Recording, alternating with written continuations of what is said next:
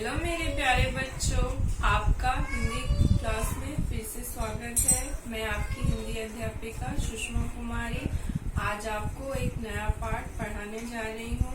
पिछले क्लास में आप लोगों ने एक कविता पढ़ा था और आज मैं आप लोगों को कहानी पढ़ाऊंगी और इस कहानी का नाम है सेखीबाज मक्खी। सेखीबाज मक्खी ये आपके रिमझिम 3 का दूसरा पार्ट है और इस कहानी में एक शेर है और एक मक्खी की कहानी है जो बहुत ही रोचक है, जो आपको मुझे पता आपको बहुत पसंद आएगा।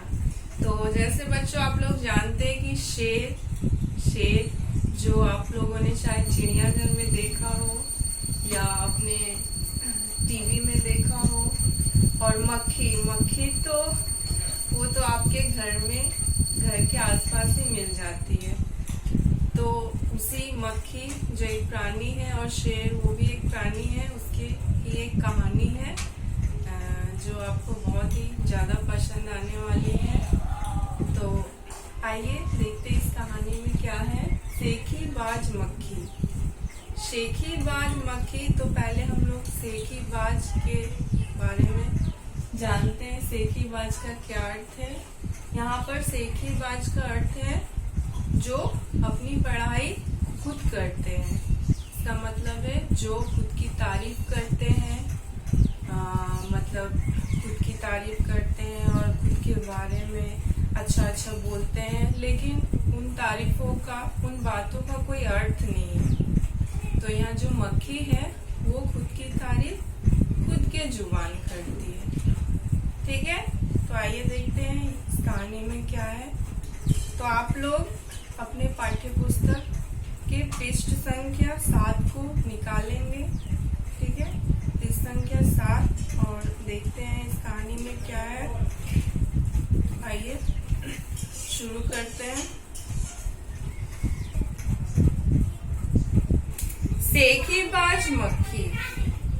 एक था जंगल, उस जंगल में एक शेर भोजन करके आराम कर रहा था। एक जंगल था और क्या हुआ, वहाँ पर एक शेर वो भोजन कर मतलब वो खाना खाकर आराम कर रहा था, सो रहा था। इतने में एक मक्खी उड़ती उड़ती वहाँ आ पहुंची।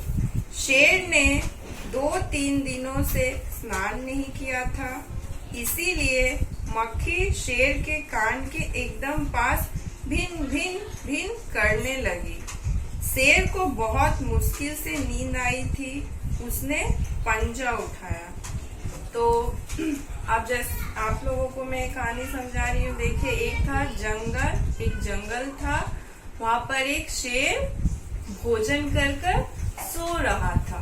फिर क्या उसके बाद एक मक्खी उसके पास आई और उसके कान में भिन करने लगी।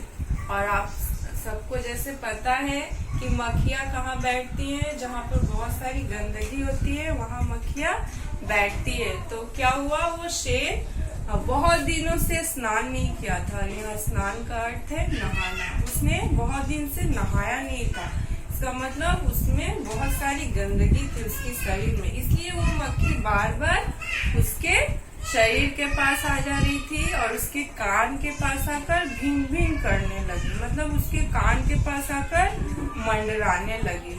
और क्या हुआ, उसके बाद वो जो शेर था उस भिन की आवाज को सुनकर उसकी नींद खराब हो गई और वो उठ गया।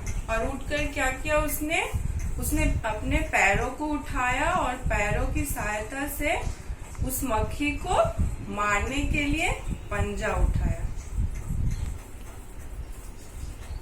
फिर उसके बाद वाली लाइन देखिए, मक्खी उड़ गई लेकिन फिर से शेर के कान के पास भिन शुरू हो गई। अब शेर को गुस्सा आ गया। फिर क्या हुआ, एक बार तो जैसे उसने पंजा उठाया तो मक्खी उड़ गई, फिर से वो आराम करने लगा, लेकिन फिर से मक्खी उसके कानों में भिन करने लगी। तभी शेर को गुस्सा आ गया। ठीक है, इसके बाद देखिए, वो दहाड़ा, अरे मक्खी दूर हट, वरना तुझे अभी जान से मार डालूंगा। मक्खी ने धीरे से कहा, छी छी, जंगल के राजा के मुंह से ऐसी भाषा कभी शोभा देती है। तो क्या हुआ, शेर को तो गुस्सा आ गया, वो दहाड़ा मतलब चिल्लाया मक्खी के ऊपर और बोला, अरे मक्खी दूर हट, वरना तुझे अभी जान से मार डालूंगा। तब मक्खी उसे क्या बोलती है, छी छी, तुम शेर हो और तुम जंगल के राजा हो, और राजा कभी ऐसी बात करता है क्या। अब आप लोग पृष्ठ संख्या 15 नंबर 8 निकालिए। अब देखिए उसके बाद, शेर का गुस्सा बढ़ गया।